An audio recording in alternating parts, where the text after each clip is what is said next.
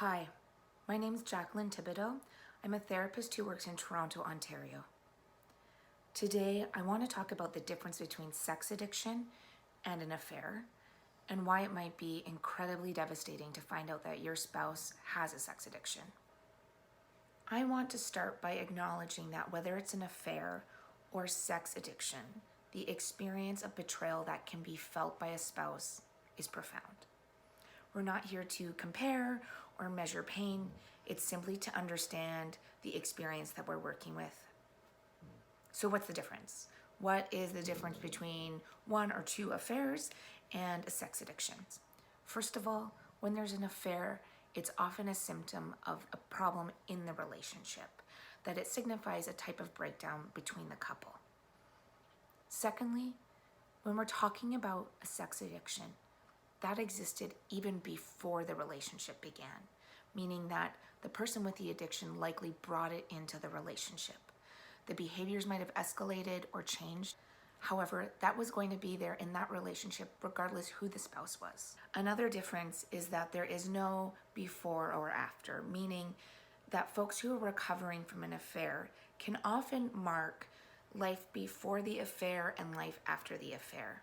Whereas sex addiction is going to be in the relationship one way or another, whether it's the person acting out in their addiction or in full recovery. Meaning, even if that person is no longer engaged in their addiction, they'll still be going to therapy, to 12-step meetings, and doing whatever recovery work they need to do. And why is sex addiction such an incredibly painful experience for someone? I know that sex addiction violates a really intimate core of a relationship. And not only is it so deceiving and shattering the trust, it shatters a sense of reality and who you are, thinking that you might have known your partner only to realize that you don't. That is really incredibly traumatic. Not only is that experience itself beyond upsetting, that there's a lot of stigma and it can feel isolating to want to talk with people about it. Finally, I want to mention that this trauma that I describe, it is possible to recover from it. That although it is shattering beyond all measure and it might feel hopeless in this moment, that recovery is possible, that transformation happens, and that you don't have to go through it alone.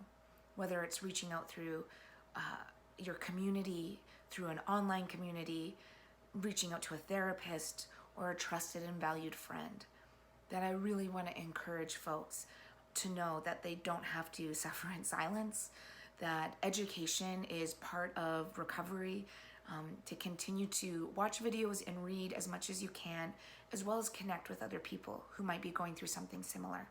A lot of the information I'm providing today comes from a variety of sources. And one of the books that I'm using the most is Paula Hall's book called Sex Addiction, The Partner's Perspective. I do have that linked below. Thank you for watching this video.